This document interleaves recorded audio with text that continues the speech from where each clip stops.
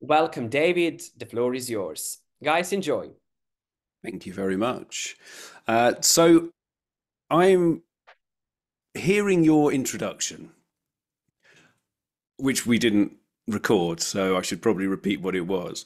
Part of that bio says, I don't believe that one approach fits all. And yet, this session is based around a book that I've written, which says that which has also have a dirty cover, which says that there are 6 steps to a successful agile implementation. So that sounds contradictory, right? I can't say there's no single approach and then write a book saying there is an approach.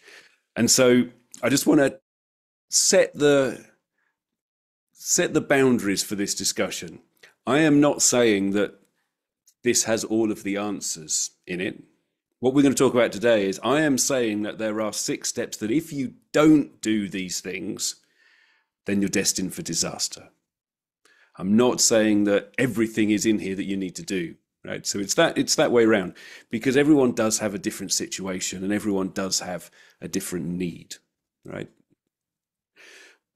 I don't know what's going on where you're all based. I don't know if people can stick in the chat where they're from in country wise. Can we use the chat? I think we can, right? Let's see. Yeah, we can. Okay. So I'm in the UK. We've got the US. Sticking where you're from, people. Serbia. Thanks, Serbia. Romania, Serbia. Okay. So in your worlds, wherever you're working, and again, you might not actually be working in those countries. Cool, Greece as well. What's the environment like at the moment? What's the feeling about agile as a thing? Right? Is it still positive? Is it still picking up speed? Is it now kind of over the hump, and do you think it's decreasing? Okay, so on the maturity level, maybe we can have those. We're just starting out. We're at the kind of the peak of it. We're riding that crest of the wave, or is it kind of at the tail end? That's what I'd be curious to know. So if you can either shout it out or stick it in the chat. I appreciate it's late for some of you, very early for SG, but so not mature. We've got okay. Anyone else? Because in the UK at the moment, there is, well, a belief, and I'm not sure it's a valid belief. Okay, so I'd say it's on the decline. Okay, so we've got that sentiment going around the UK a little bit at the moment. People are saying, "Oh, it's over. Agile is over."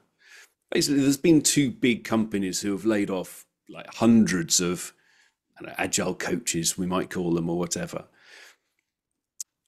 But there's certainly a surplus of people on the market, you could say, because of those things. And I think people are thinking it's a decline. Now, this is nothing about the book, but it kind of sets the foundations for it. I've got a little bit of a problem with what people are saying about it, because I've got a feeling that I'm going to use a metaphor, and I've not thought this through, so it may not work, right? But the trend here is for companies kind of stopping agile, right? And I think they're looking at it wrong. They're thinking of agile as an identity, right? And my metaphor is a pirate, right? I'm hoping that a pirate's image is worldwide, right? Eye patch, skull and crossbone hat, parrot on the shoulder. Is this an image of a pirate that you're all used to? Yeah. Hopefully it is. And lots of people are kind of dressing up as a pirate in my metaphor. And that's fine, right? If you want to dress up as a pirate, that's fine, but it doesn't make you a pirate. Other people out there are saying they're pirates. They need to survive, right? They've got no access to traditional work. They've got to rob others in order to survive. And they think that the best way to do that, to survive, is through piracy, right? And there could be other ways of achieving that goal, but they're using piracy as their method. I think it's worth them discussing other alternative approaches, but that's a different story, right? Agile is like the latter of those two, right? Not the former. So apart from in fancy dress parties, dressing up like a pirate is pretty stupid. Piracy, although I think it's morally wrong, just for the reference, right? It is a way for people to achieve their goals. And Agile is about achieving something, right? We don't say we're agile. I'm not dressing up as a pirate in effect and saying, "Ooh, I'm agile." I should probably think of a better metaphor, right? But it is a way of achieving something. It's not the only way of achieving something, but it is a way of achieving something, right? Correct mindset. Thank you, Nikos, right? What value is it going to bring? So the first 6 steps, and what we're going to do is I'm going to go through these 6 steps. There are sub-steps in each of them. And I'd like you to basically tick off the ones that you think for an environment that you're in. Maybe you work with multiple clients, right? If you do pick one client, if you're with an organization, think of that organization, the environment you're in. I'd like you to think, have we done this? I'm not going to, there's no prizes if you tick all of the boxes, right?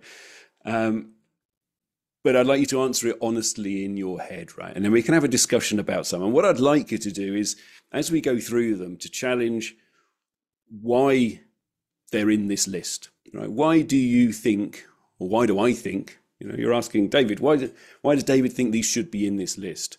I'm going to challenge it for X, Y, and Z, right? So I'd like us to have a discussion about that, because otherwise I'm just reading a list out and you're ticking them off, which is very dull, even more dull when you're watching it as a recording, right?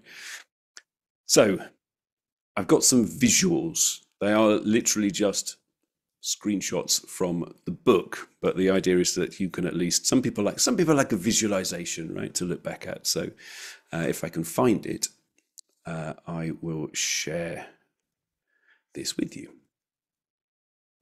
You can see that, right? My beautiful, looks like a pair of smoky lungs, but you can see that, right? Good. So basically there is, I'm showing us up the screen now, hopefully, there is a checklist literally in the book, right? It goes across a couple of pages like this, and we're going to look through them, right? So the purpose of the book is to help someone who is decided that decided that Agile is going to be helpful for them to achieve a certain goal. The purpose is to help teams work together and achieve success and make that organization efficient and effective, right? That's the purpose. The purpose is not, in my metaphor, dressing up as a pirate, to say that we are agile. And this is another discussion we're going to leave for the moment. But the amount of places that I speak to and I say, what is your goal? And they say to be agile, that just doesn't make sense, right? So here is your first one, right? My first step has nothing to do with Agile at all, you might think, because it is establishing what your purpose is. And there's 3 boxes that I've put in here. Do you understand why your organization exists? And lots of people are going to say, well, actually, I'll let you have a think about it for a moment. I'm not going to ask you to share, or you feel free, if anyone does want to share, feel free to stick your answers in the chat. I'll try to keep an eye on those as well, although that's going to be hard to look at you and that at the same time. So do you understand why your organization exists? I reckon some people have written down there to make money for shareholders. That for me is not going to get me out of bed in the morning and running into work, skipping along really excitedly, right? So there's normally a purpose that we're aiming for. There's an outcome that we're hoping to achieve. There's a deeper reason why we exist. So I could take an easy example, right? As the Ministry of Justice in the UK that I worked for, obviously different parts of that organization are for different things, but it may be to keep citizens safe, for example, right? And linked to that is then, can you explain how your organization measures progress and success? These seem quite simple things, but actually when you ask an organization this, often I'll get the feedback of, oh, well, we've put this, it's in a 60-page document that we've sent around to everyone, or the 60-page PowerPoint that you can all go and look at. Actually, it should be easy enough to explain generally what our purpose is. Our team's purpose, for example, is to reduce crime against the elderly, right? For example. How are we going to measure this? Well, specifically, our measure is that fewer people in old age are being taken advantage of financially, right? So we're going to measure this specifically by saying how many crimes are reported for financial fraud against people over 65 years old. I don't know what old age is, but we'll go with that. And I'm rapidly getting nearer that age, so I might have to increase it soon.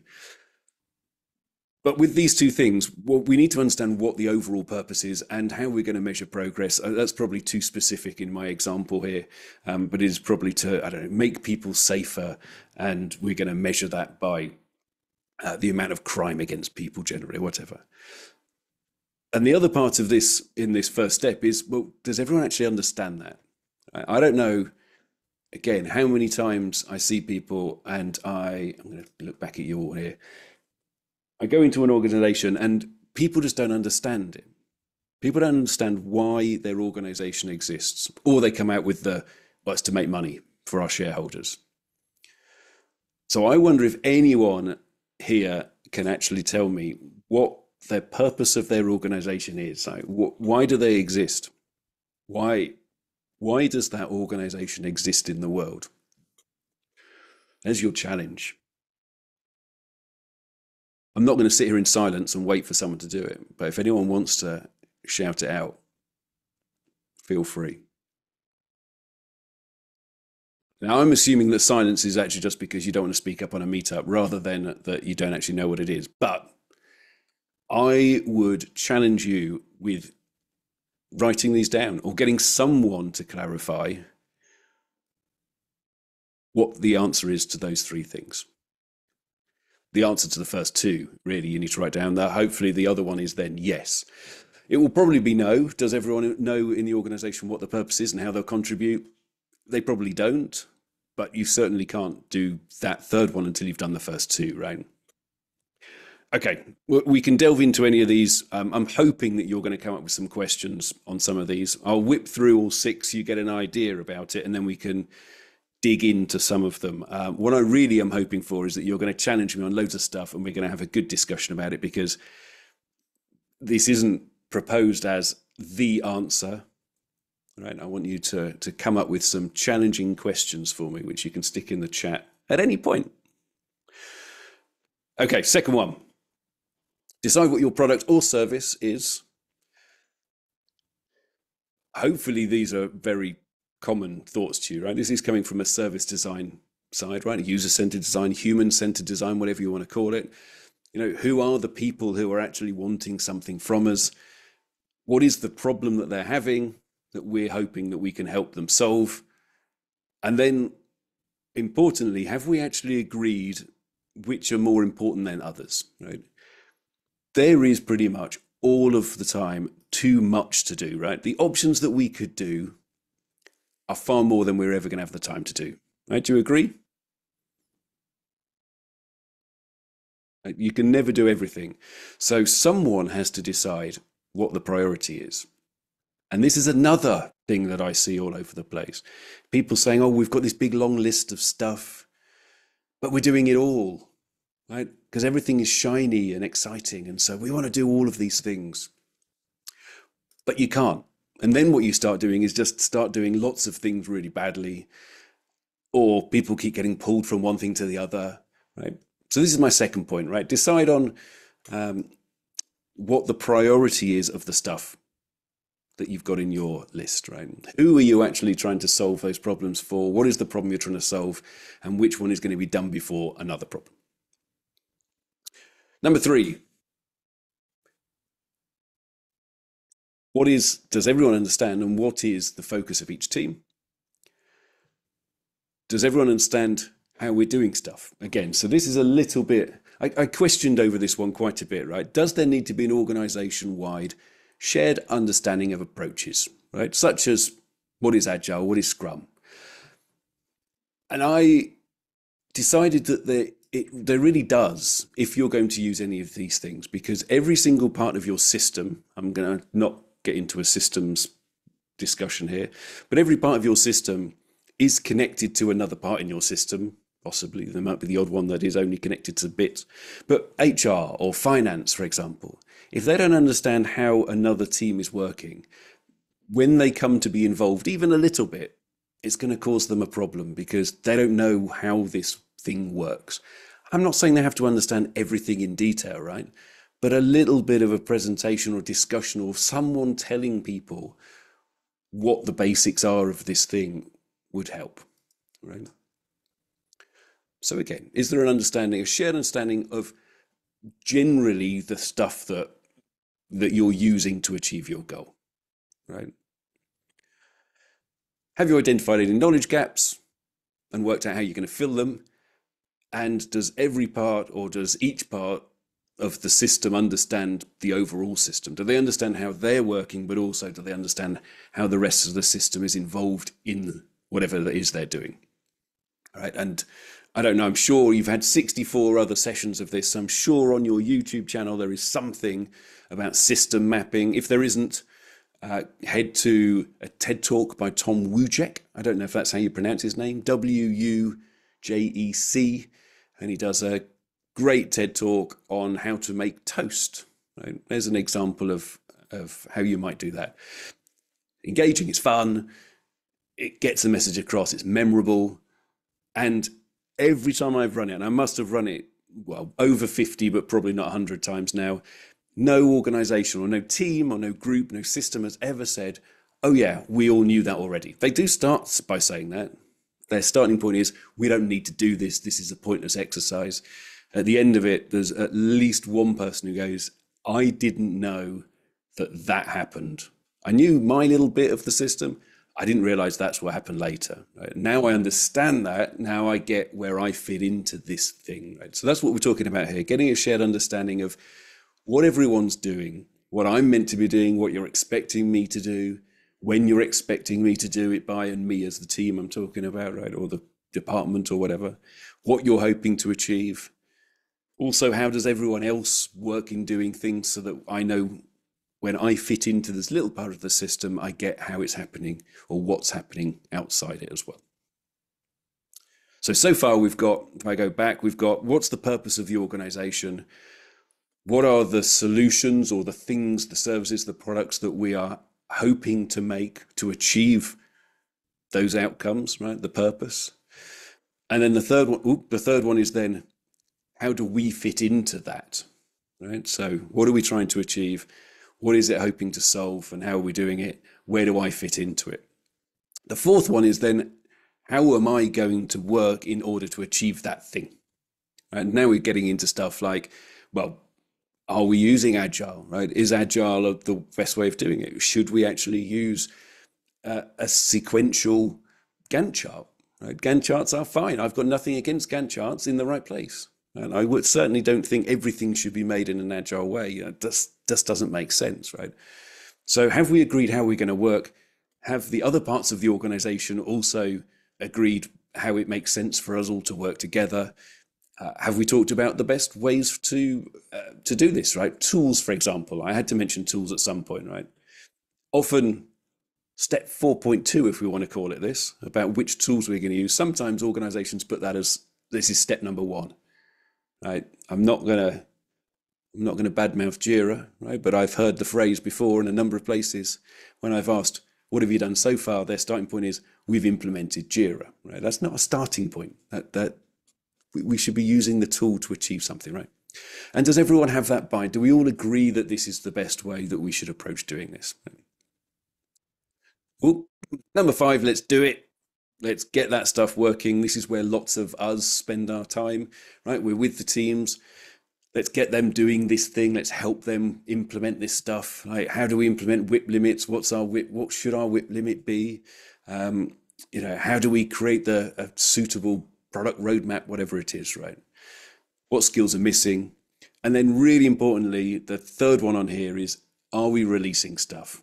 If I was doing this and we were in person, I'd get you to be putting your hands up of, you know, hand on heart, did you release whatever it is that you were doing, your first release? Could it have been earlier?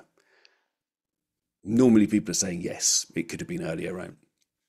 Also, how tempting is it to say, I'll just do a little bit more, right? We're all guilty of this in whatever it is we're doing, right?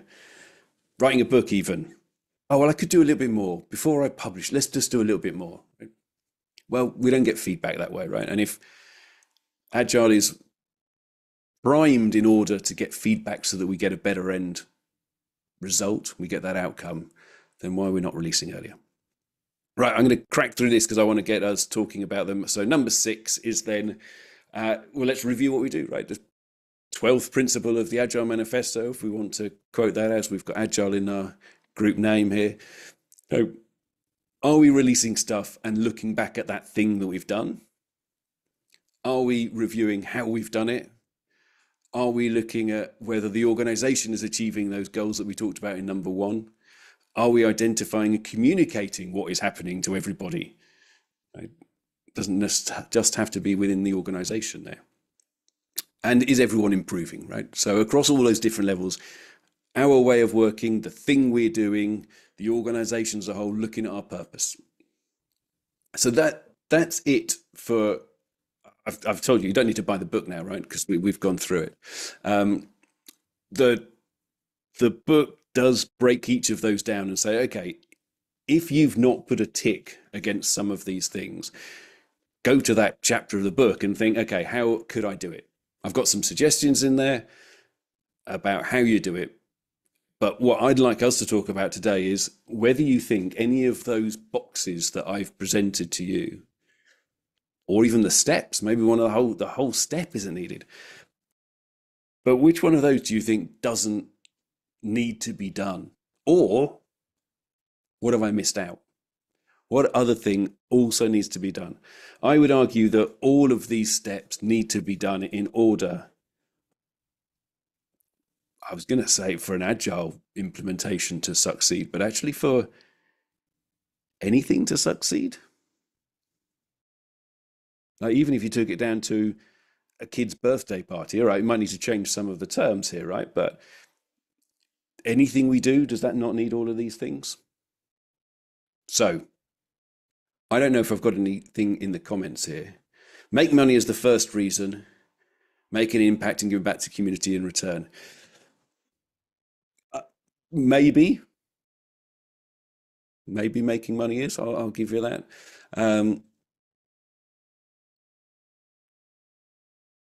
Let's stick to the steps. So, which of these steps or which of these sub steps do you not think we need? I'll stick them back up on the slide on the screen share so you can see them. Thoughts on that? Let's go in order. I'm not sure how much input. I know there's only a couple of people with their cameras on, so that gives me the impression that maybe everyone's quite happy to have a watch rather than a discussion. But any thoughts, comments, or anything you would like to add about step 1 or any of them? Maybe even just be deliberately argumentative. You might not even believe the comment. Stick it in the chat. Well, what about this? What's the chat though? There we go.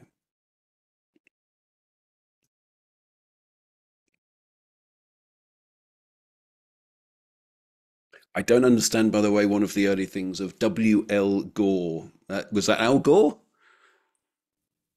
Or was that something else? It's W.L. Was that Al Gore's real name? I don't know.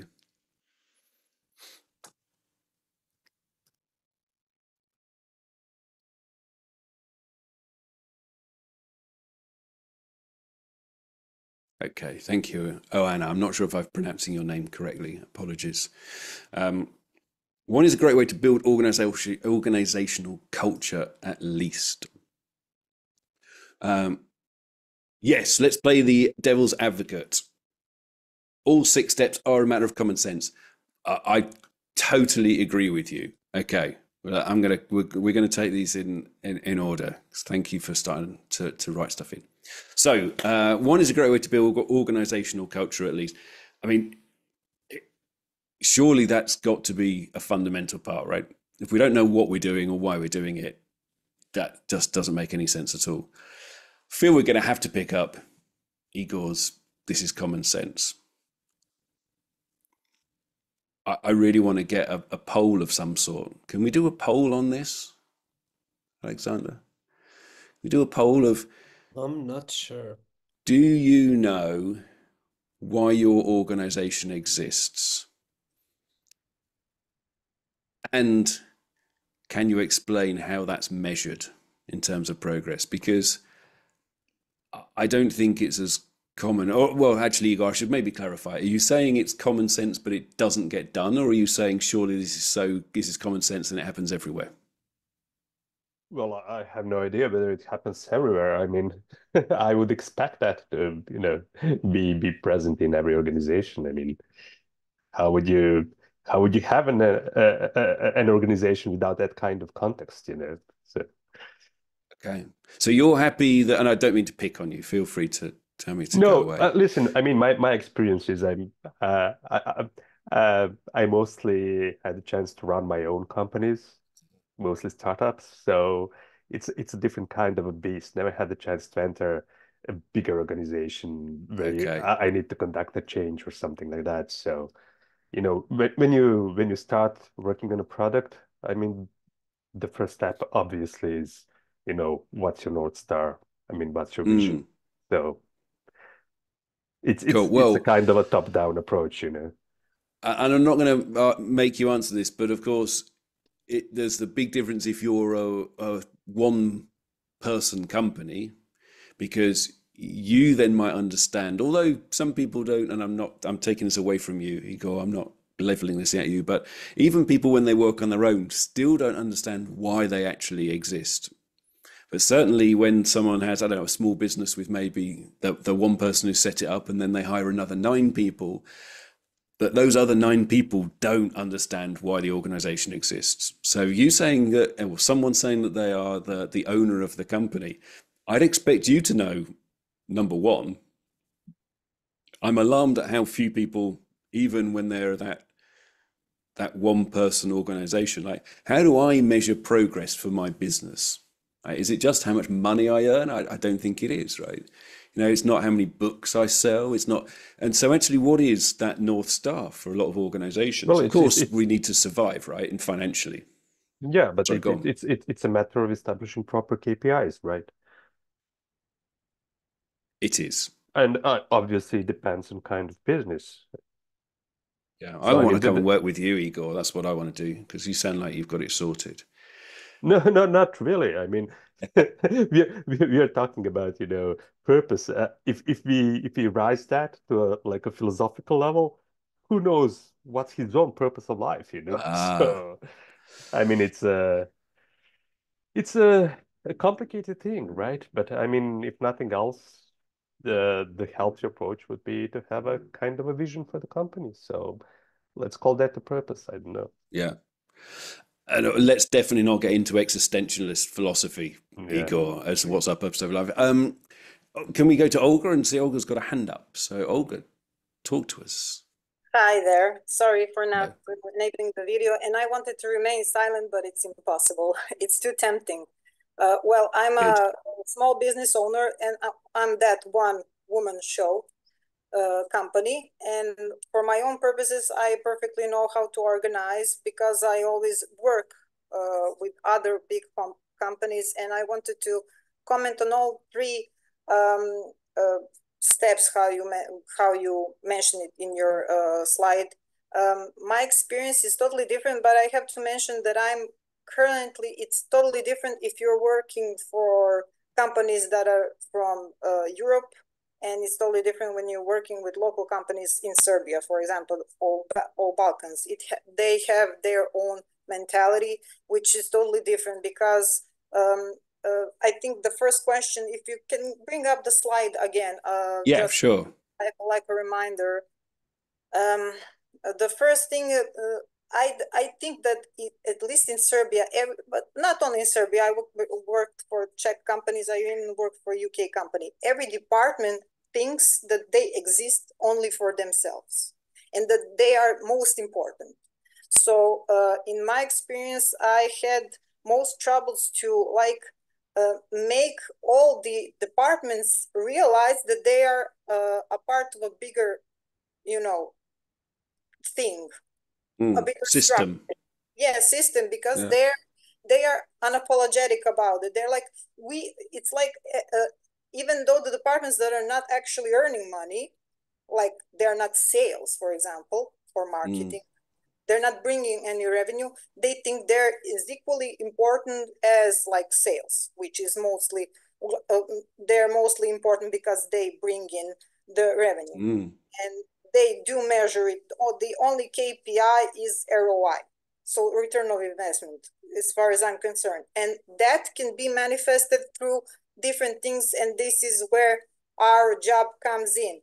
It's our job to make it more smooth and just save money within time, and I don't know, just resuming the pace of how are things done, so they're done more quickly, therefore less money is spent. But it's all about the money, and that's how companies, at least in Serbia, are measuring it, and they often do not have the patience to wait for that return of investment. They want instant solutions. They want us to snap our fingers and save them chunk of money, which is not possible.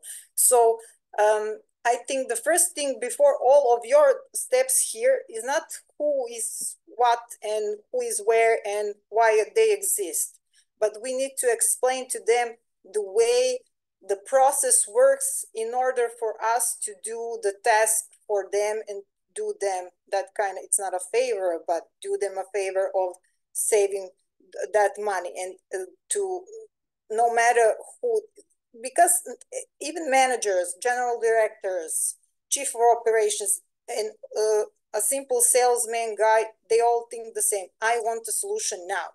I don't care who I am. I don't care how much.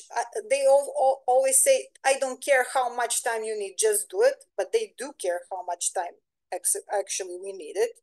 So that's about it. I don't think that these are necessarily important questions. There are some other things that are maybe more important, but it differs from case to the case. Well, can I challenge you, Olga, to tell thing. us what question you think needs to go before it or be added to it? So you were saying that you don't think these are the first or necessarily the most important. Well, what should be in version 2 of my book then, Olga? This is the question. We need to ask them, how would you like to solve this issue? Because we always come when there's an issue. At least I come, they call me when there's an issue in the organizational, in the process type of manner. When they are like stuck there, when they're full of bottlenecks and other stuff, they call me. So I always ask them, how would you solve this? Because they always have an idea. And that because they have an idea, it's much likely that my idea will clash with theirs. So I start with their ideas, I merge them, I try to meet them halfway somewhere, and then I present the solution. So we need to ask them like every customer-centric type of management that we are trying to do. We all work with customers, they're our clients. What do you want? How do you want us to solve this? Because sometimes we do get pretty good basis from where we start there. We don't have to there's in Serbia we say you don't have to make up another type of hot water, which means you don't have to make some crazy solution when there are many solutions already presented and maybe tried, but they need a little bit of modifications to work actually. So what do you want? I would ask them, how would you do this? And they always, and I mean always, have an idea because they think they know better than you. Yeah. Well, and I'm all for organizations people coming up with suggestions. That what we're talking about here, and I'm desperate to know what Vladimir also is going to add to this, either this conversation or another point. What we're just talking about there, Olga, though, is about how you're doing stuff. Surely, if we don't know what it is that they're trying to achieve before then, like we don't need another hot water. Well, what are we trying to do? Are we trying to reduce bacteria on our hands? We're trying to reduce illness. We're trying to reduce diarrhea, for example. That's why we want the hot water. Well, actually, there might be another way of solving that. But if we don't understand that we're trying to reduce, I don't know if diarrhea, how it translates, or if everyone knows what I'm talking about, but you've got a toilet problem, right? Washing our hands could be one of those solutions, but also, I don't know, storing food in a different way might also be a way of doing this. So jumping too quickly into the how are we going to solve the problem can be problematic, right? Or it can be quite giving an input additionally, because if you are like, people's psychology at least a little bit, by their feedback, by the type of answer you get from them, you can realize their position, the way that they think, and that answers your third question, actually. Yes. This is how they position themselves in the matrix. So you get like two answers by serving one question. Yes. And I didn't make that clear. Thank you. I didn't make clear that I'm not saying that you go into an organization and you pull a checklist out like this and you start at number one and you start just asking them the questions. Do you understand why your organization exists? How you deliver it, obviously, is very nuanced, right? But what we're trying to say is, okay, at some point, let's establish which of these we're missing. And if we don't know, or if they don't know why they exist, we've really got to clarify that, because all of the other stuff of how we're going to do stuff is going to be impacted by that. So it's establishing which of these are missing, but of course, the discussions that you have with them and how you get this information out of them is obviously a different way of doing it. And I think that's what we're talking about here, right? Sure thing. I think that maybe would be a sub question, maybe somewhere in the middle of these three questions, like something to be added. Maybe I'm not. Yeah.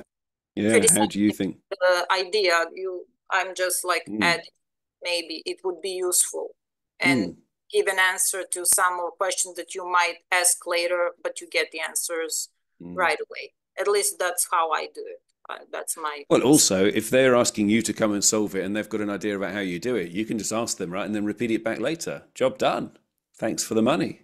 Well, I'm joking. I'm being facetious. Right? Unfortunately, it's never that easy, but it can give you, like I said, I always pose those questions just to get to know them better, to learn the atmosphere, and to realize right away what can be done, what are the boundaries, what there will be receptive actually to, and what not, so I don't waste my resources or on something that it won't be received.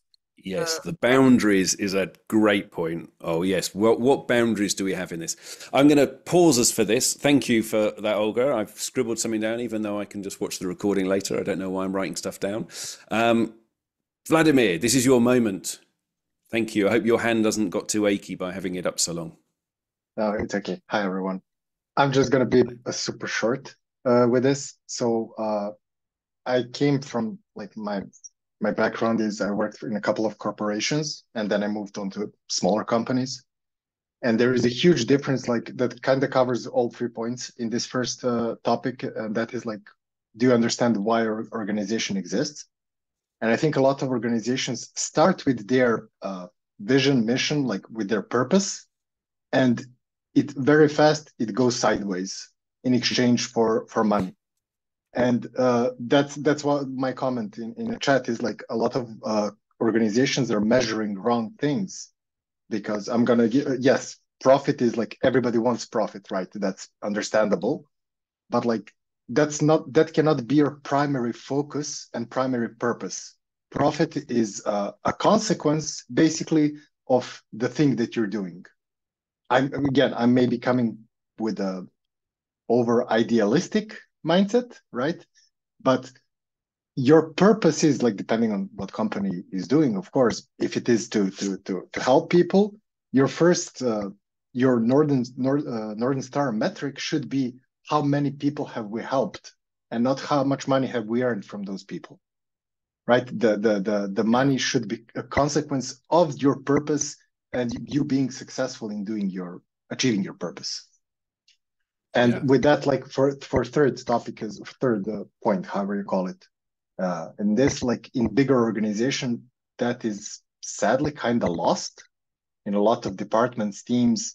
A lot of people are just doing something because they get paid for it and somebody told them to do something, and they don't kind of have any bigger picture or vision of why are they actually doing that.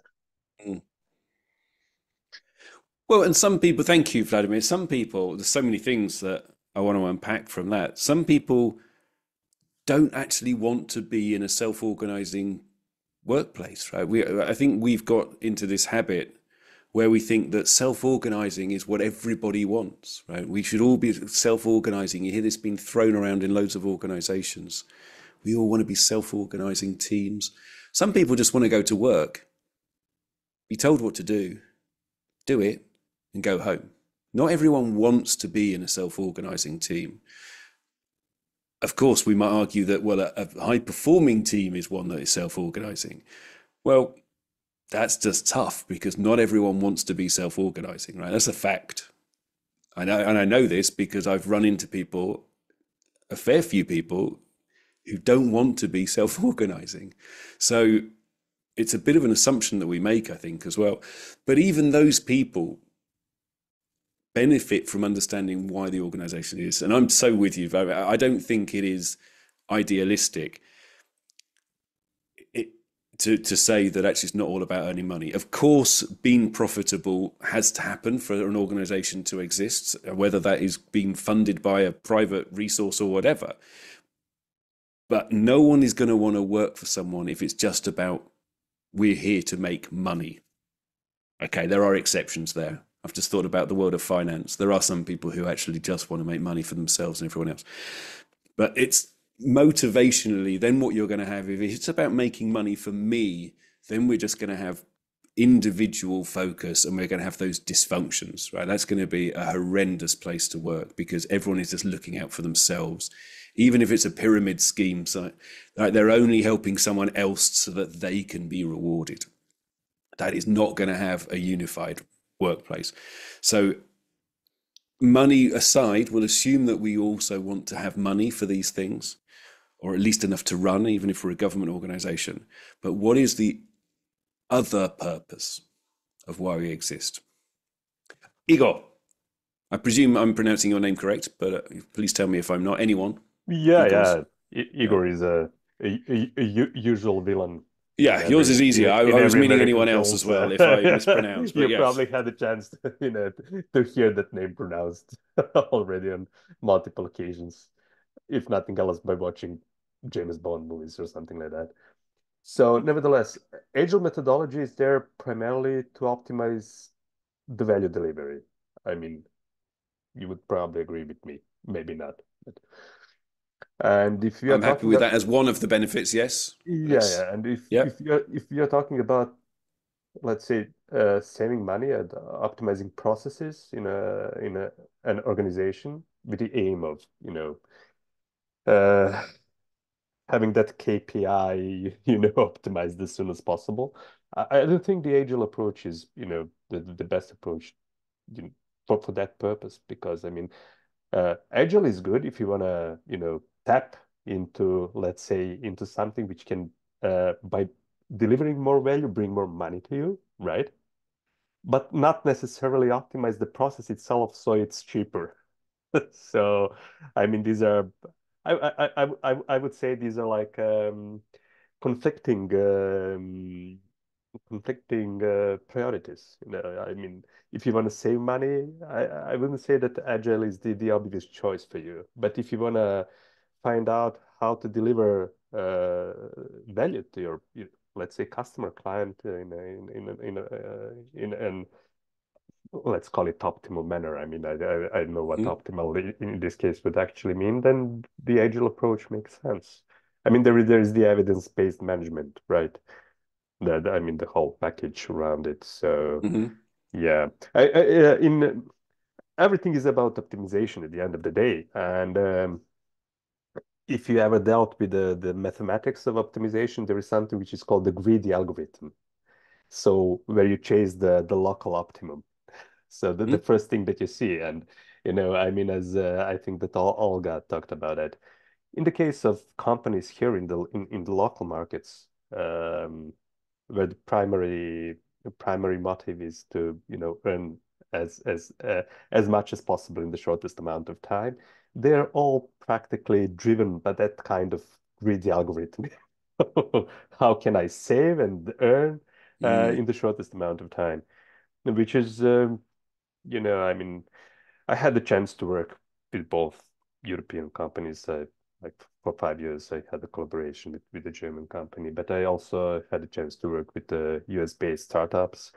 And yeah, I mean, the mentality actually determines how we're gonna approach um, the whole problem of let's call it management or processes or whatever. I mean, yes, earning money as quickly as possible and saving as much money as possible.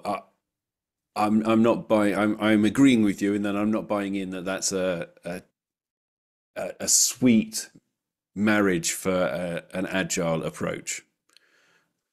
I mean, we actually want to produce something that is right for the solution. That's where I'd normally be thinking that I'm going to be using an agile approach, right?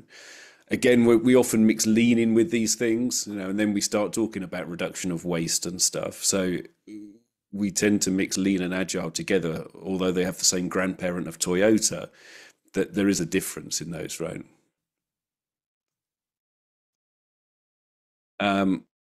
There's loads of stuff in the chat. I don't know if someone can help me out by reading any of them and raising any of them. But Olga, you've got your hand up. Tell us. I think that what Vladimir, I've been thinking about what Vladimir said. I think that not earning money as a goal is pretty much being idealistic nowadays, because we have to remember that the people, and I quote, the people we are helping are actually managers and directors. They hire us, or we are giving a job to improve continuously processes in order to make the job smoother and therefore to save money after all. So we are actually have a targeted group that we are helping, and those are not common employees in a company. I'm talking about bigger companies. And this is why it all settles down on, I don't know, on just making money or saving money, that is.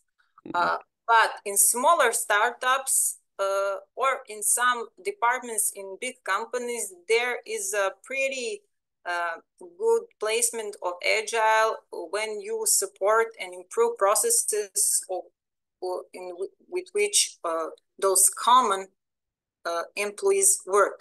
Because when you improve their processes and you give them tools to work more efficiently, they feel more accomplished, and therefore they are helped. In my opinion, I help them in that way, because I turn every average team into a high performance team.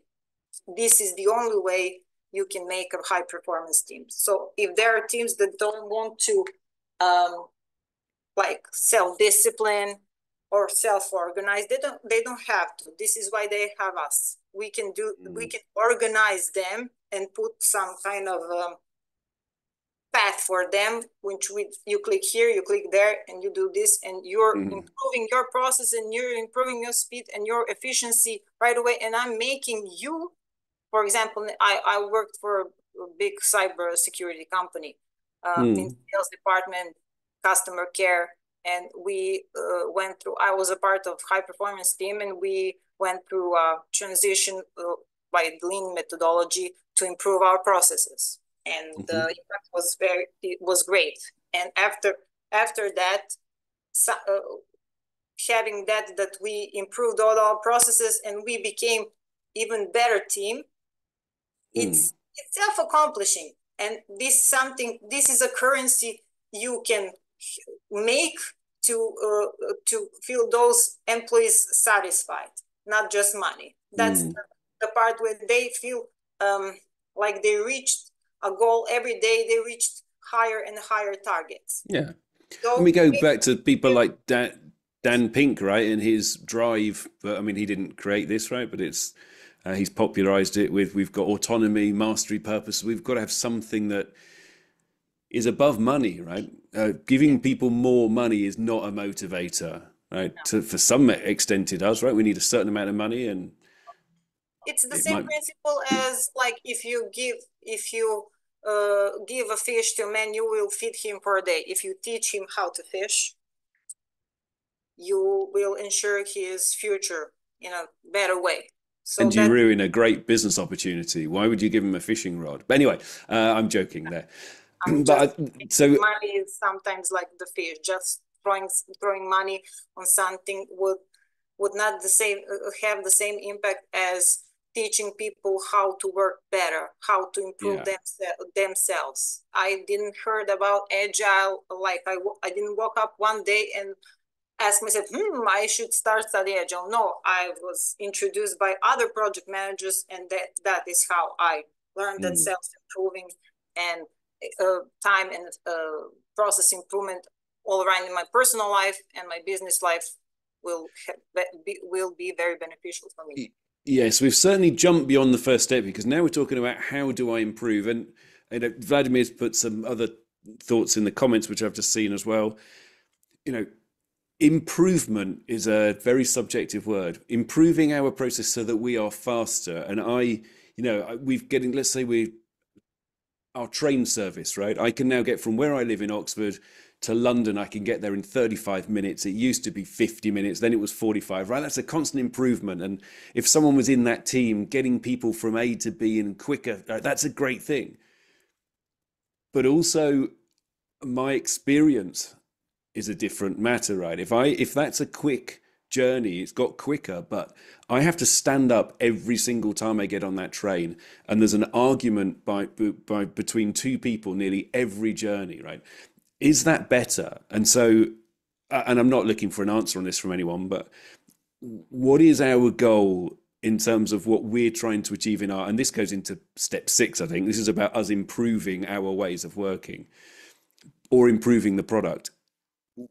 If we don't have our measure from step 1, and we don't understand what we're trying to achieve overall, making that improvement of making the train faster in my example, because it's one I'm sure we can all understand, if fewer people are going to use that mode of transport and they're going to drive instead, and our congestion is getting worse, that's not a success, even though the train is going faster.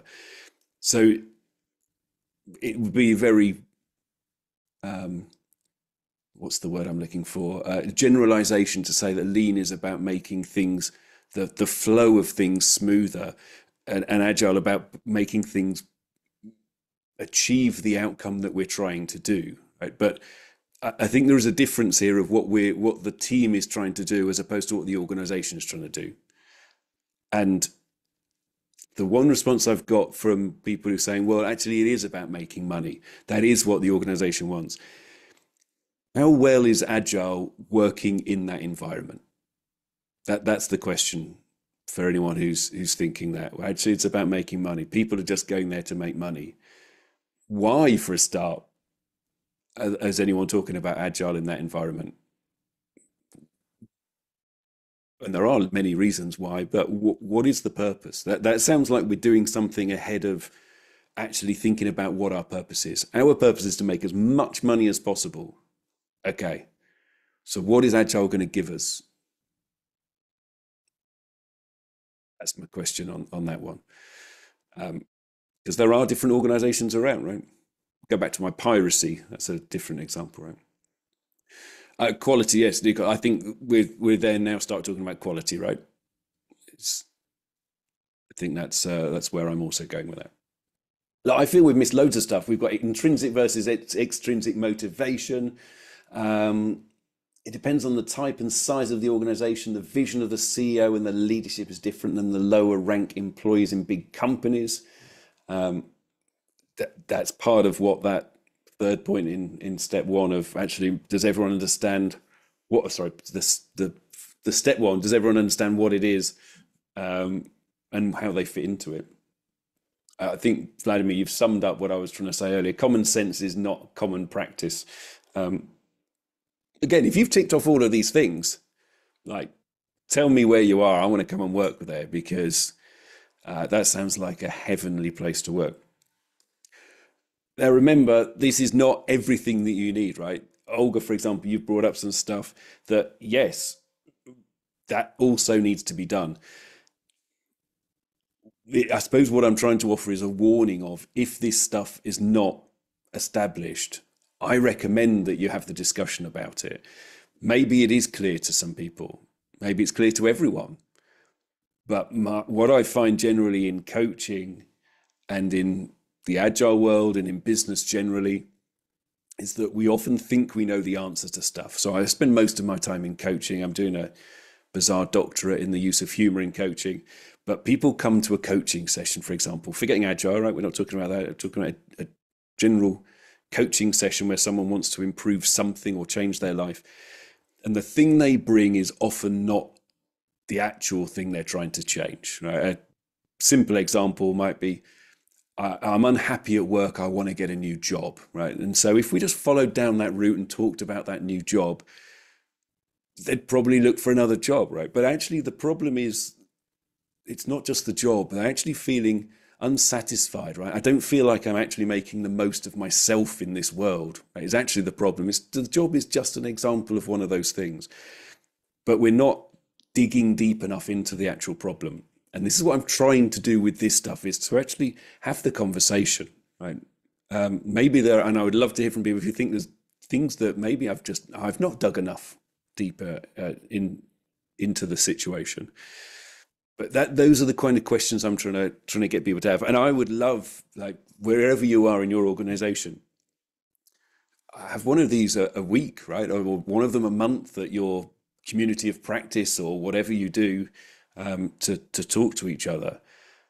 Or challenge them as, okay, well, if we have a town hall, or I don't know what you call them, a big get together in the organization or a department, ask someone to say, okay, look, this is a simple question. Do you understand why your organization exists? Can you explain without a 60-page PowerPoint why we exist?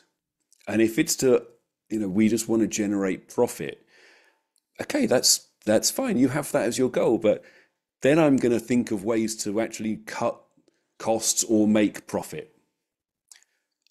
If that is our goal, and that is our, one of you used the North Star, right? If that is our North Star, that's where we're heading for. Be prepared for things to be suggested that are going to do that, which are not going to be popular for other things, because actually that is your main goal. Our main goal is to make profit, not to keep customers happy. It's not to keep customers subscribing to our product, because actually our goal is to make money. Be prepared for what comes out if that is really your goal. Be prepared also for people to find something that has more purpose in their life, because not many people are going to want to stay in an organization where that is the purpose, I find. I don't know about anywhere else, but in the UK, one of the worst paid jobs is in government for many people. Of course, there are some people who earn a lot of money. People go there and people stay there. They've got some of the best people in the industry, in all of the industries, working in the government, because it gives the one thing that most other places don't, which is satisfaction.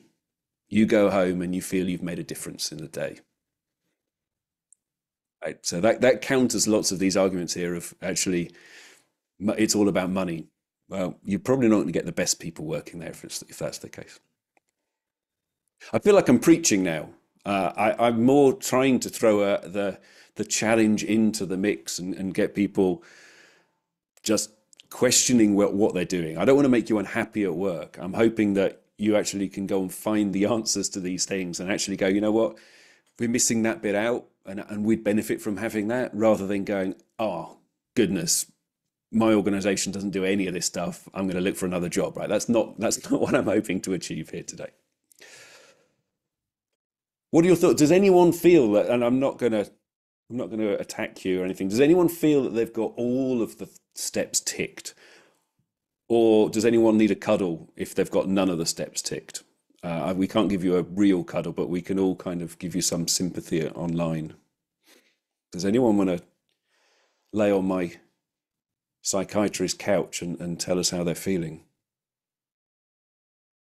Otherwise, I'm going to ask Alexander to do some more British accent impersonations.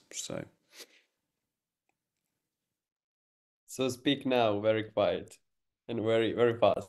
Well, I mean, I'm here. I've got another 25 minutes in my diary where I'm happy to hang around here. I'm happy for anyone to raise other stuff. I know I've not read all of the stuff in the comments, so if anyone wants to shout those out, I've been trying to focus on you rather than read all of the comments. Tell me, thoughts? Has this been a complete waste of an hour and 6 minutes of your time? Has there been anything that you've got from it that you're thinking, you know what, actually, that's only that one thing. It's only a tiny little thing, but it's made me think about this. Because then in the end, that's a success for me if there's one little bit. Igor. David, maybe it's not a bad idea for you to give us a kind of an insight. Like, you enter an organization, you go through these steps, you see that some of that stuff is missing there. How do you approach the problem? How do you establish, all the stuff that needs to be established from your point of view in order for that organization to, be successful down the road? And I'm not going to say it depends, because that's a cop out, right? But that's not an answer to anything. What's your process? How do you approach it, and how do you impose the stuff that needs to be done? Let's say in a larger organization. Yeah, impose is certainly not a word I'm going to use so often, and I think this mirrors a lot of what Olga's been saying. Often, the thing that is avoided by most organizations is that step one. And it takes time for me to get back to that. Actually, why do you exist? Because people who hire people like me are often saying, these people over there, they're the problem. Can you come in and help them? Can you fix them, right? Because it's not them, right? It's not the leadership who's the problem, of course, right? Because they're experts. And they're often the hardest to get access to, not because they're important and they're locked away in a room, but because they don't feel that actually they are the part of the problem, or they're the problem, or even part of it, right? So often it is about getting the team or the department to understand at least what their purpose is. What are they trying to achieve? It's not ideal. And it's not what I'd like. I'd like to start at that. What is the purpose of the organization, and then work down, right? You mentioned KPIs. It's a bit like an OKR, right? We started with the big OKRs at the top, and then everything else feeds down from that. It's a similar kind of thing. But in reality, it isn't often, or it often isn't like that when it's a big organization. When it's a small startup or a 10-person company, that's a lot easier. And actually you can generally go through the steps from the start.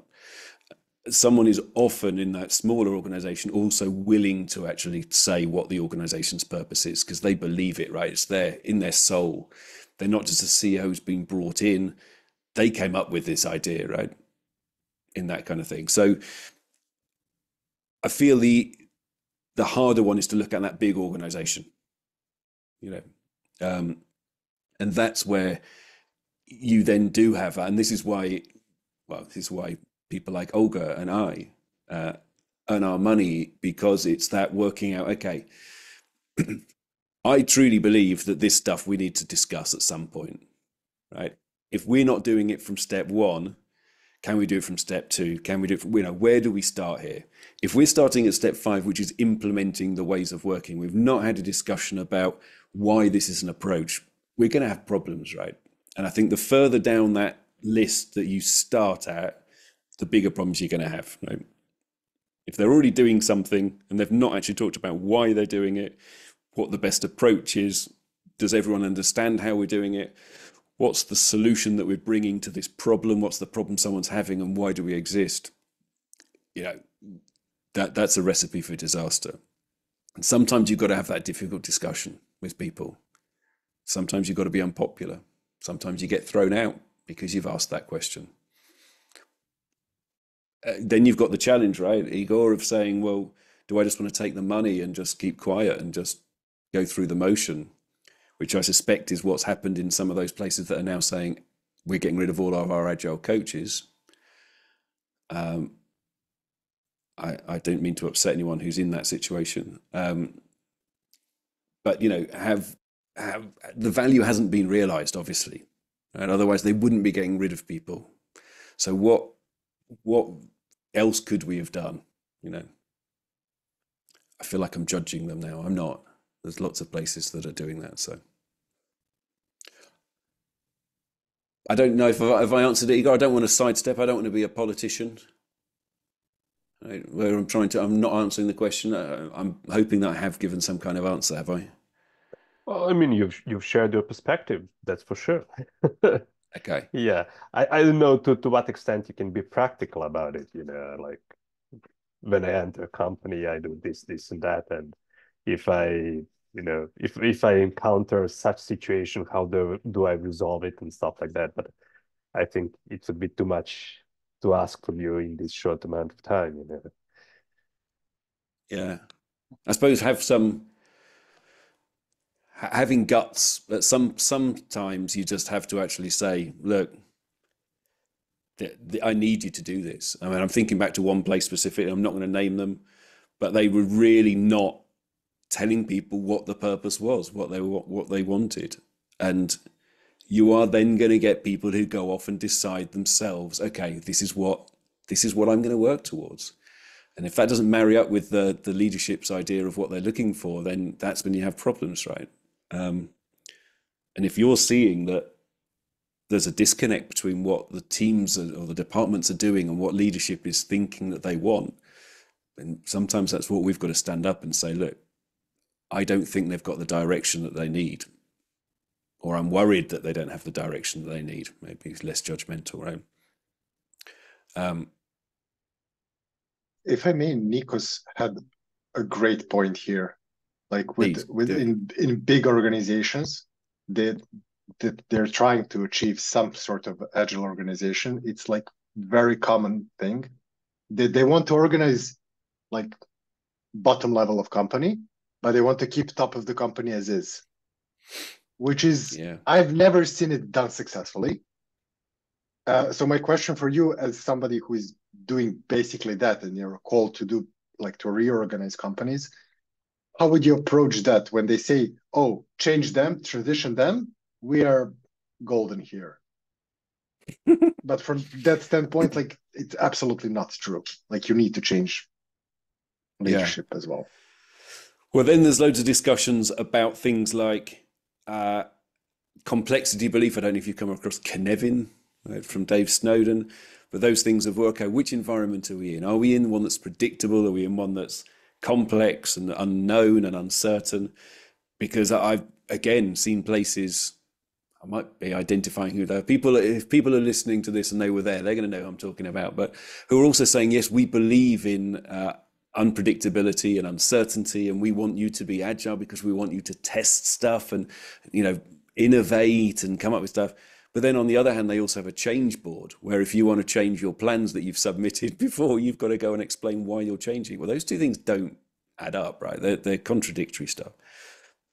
I feel I've got to raise this, even though I'm not answering necessarily that question. The one thing I would do in a large organization is the opposite of what many people try to do, right? I'm not going to criticize any specific scaling method, but Agile works really well when there are fewer dependencies. And wallpapering over the cracks or over the dependencies is not my way of solving that problem. And I know it's really hard.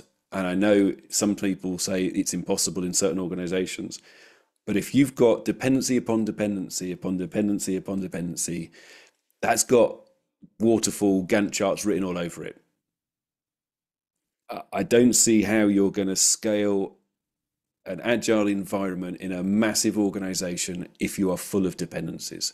There's got to be discussions about how we make this stuff independent. So I feel like I've gone off the topic, but the minute we started talking about this large organization, I just had scaling in my head, and I felt like I had to get it off my chest. I'm using you now as a psychiatric chair, and I'm lying on it. So remind me, Vladimir. Sorry, I've gone off. I feel I've gone off the point largely. It's okay. I don't know how others feel, but like, feel free to bash safe as much as you want. It deserves. It deserves. I'm not going down that route. I'm not putting it all on safe. Like I'm not putting all the problems on Jira. Right? They all have a reason. It's the bad implementation of stuff that I have the real problem with. Right? Jira is a fantastic tool, but people just use it badly and use it for the wrong thing, and that's where I've got beef. Right? It's the terrible implementations of safe and stuff like that. I don't know what that means, Olga, but I'm hoping that I'm not being inhuman. No, you are actually trying to emphasize that we always should be about the humans and remember our humanity when approaching other people, not have money and other material stuff in mind. It's what I gathered from your. Oh, thank you. Well, and if we're talking about humanity, I know this is probably an English phrase, right? But one thing I get bothered by over here is, do you know, human resources, like HR? People refer to HR, human resources. Like resources, people aren't resources, right? We don't shove people around and tell, right? A photocopier is a resource, money is a resource, but I really want to stop thinking about people as resources because I don't think that fits in our world either. Many would argue, sorry for interrupting you, but many would argue that people are the most important resource. When they're trying to explain how an employee is important, they always say it's the most important resource. That's exactly the word they are.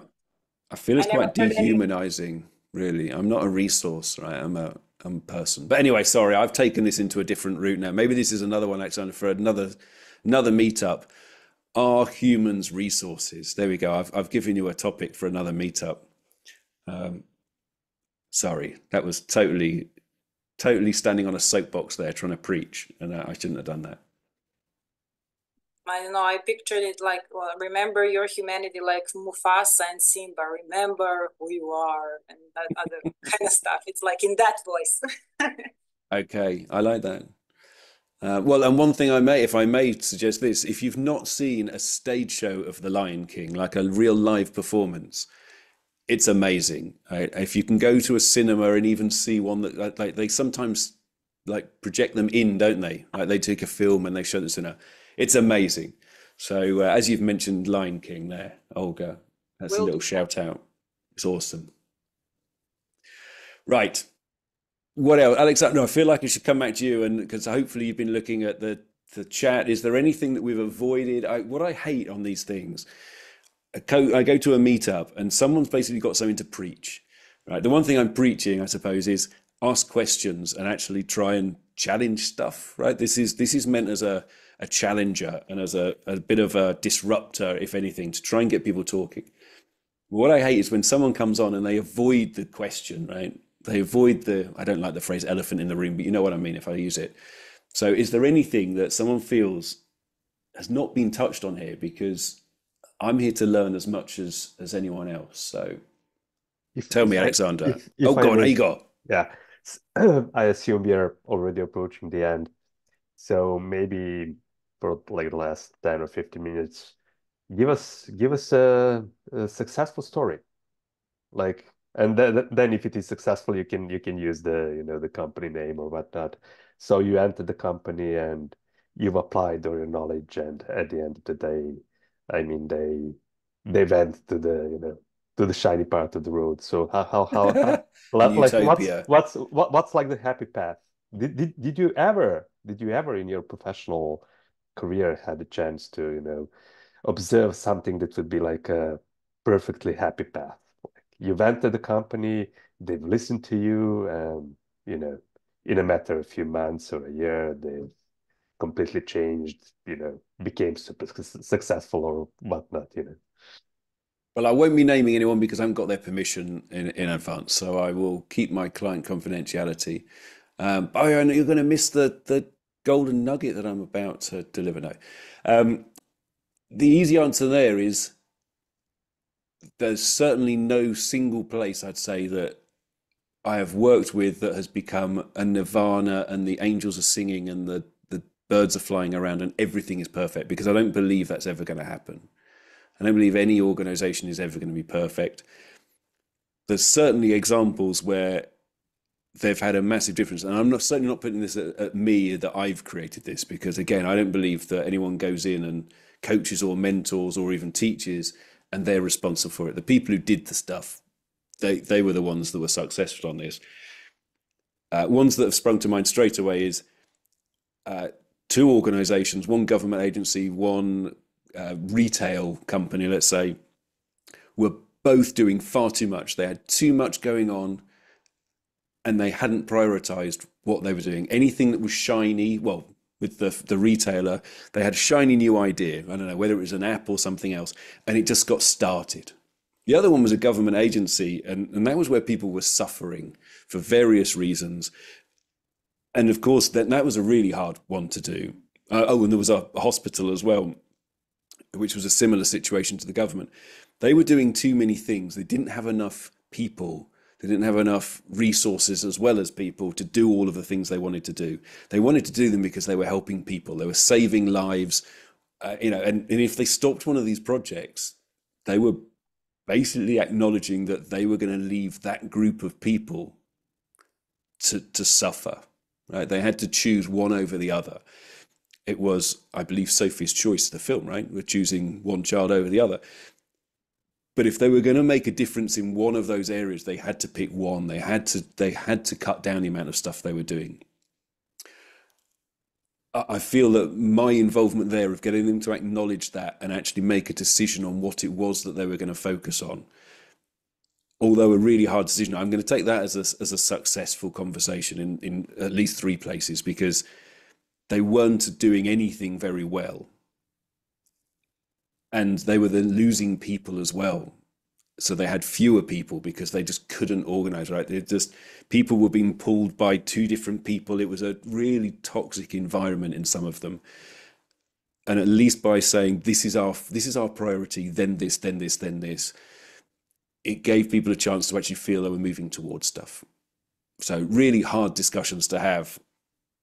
But I think that's part of, well, I don't know all of your roles, right? But that's certainly part of my role, is to not just let those difficult conversations not get answered. Answering the easier ones or dealing with the easier ones, making a team go faster, for example, when actually you're not really making a big difference. So I know, I have answered the question. No, I've not seen it where everything is perfect, but I've certainly seen things like that have happened that I feel have made a massive difference to an organization. And I feel if that gives us purpose, surely, where we make a difference, something like that, just by asking certain questions. I didn't make the decisions of what the priority was, right? I just helped them through that process. Oh, it's making me tear up now, Igor. You've made me start to get emotional because I've remembered these things that we've actually had an impact on, right? Yeah. So essentially it turns out that like having a proper focus is the most important thing, right? Which is somewhere in line with, you know, having the purpose of the organization. Yeah.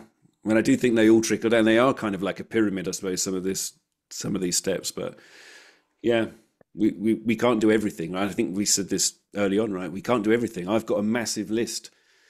You know, I'm part of a mentorship group because I know that I can't do everything. I want to do all of these things, right? But I just don't have enough time. My life isn't long enough to do all of the things I want. So I've got to choose some of them and drop some of the others, right? That's the point I actually wanted to used to say something. I'm listening all those experiences and I'm listening all those conclusions. And the conclusion, but that might is not conclusion, but something that actually make me say a couple of things is the thing that Olga said.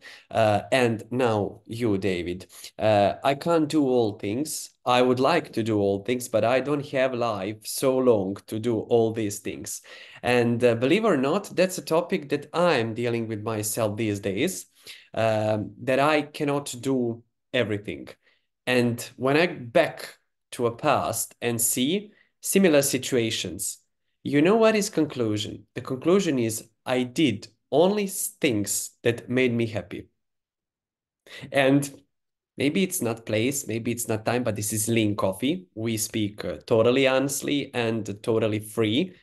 Stuff I did were stuff that were part of me as a being, not as a job or as some goal or as some, I don't know, material part. And Olga said one very beautiful sentence, and that's maybe I'm paraphrasing it, but it's kind of humans are important. And I would like to ask any questions. When did we forget that we are human beings and that we are the most developed species on this planet? So when we started to be above the system, maybe a topic for another meetup. System versus humans. I applied to be part of that. So yeah, a lot of conclusions, a lot of beautiful conclusions, and it is my honor to say that this session is one of the most interactive sessions we've ever had. Miss, really. So it was very beautiful to listen, all you guys, especially Igor, Vladimir, Olga, a lot of stories, a lot of similar experiences, a lot of similar questions. I have feeling if I would sit with Olga in the same room, we would talk 10 days about same topics. And I'm not even sure if we get some answers, but yeah, that's the point. That's the point, to raise a voice, to raise your hand and to ask, where is the human? You know, maybe that's why we are agile humans. I don't even know. Maybe that's the best conclusion. I've also really enjoyed it. Thank you. I mean, yeah, maybe we should have said this. I don't ever want to go anywhere and just preach something. That's not helpful for anyone, right? Because as you said at the start, Alexander, every situation has a different approach, right? Everything is a bespoke thing. So thank you for all of your words of wisdom, Igor. You're saying you've got to go, right? But I feel that this is a conversation, not a monologue, right? Yeah. Cool. Well, thank you all. Remain human. I'm happy to hang around. Maybe we can stop the recording and to see if anyone wants to raise anything that they didn't really want to say on the recording. But for those of you who are watching a recording, thank you very much. Thank you very much, guys. And thank you on behalf of Agile Humans that you were part of another meetup session. It was a pleasure to be part of this session. So yeah, we are going to finish the official recorded version right now. David, thank you for a special part. Hey. Beautiful. So yeah, I'm going to stop the recording and say one more time, thank you.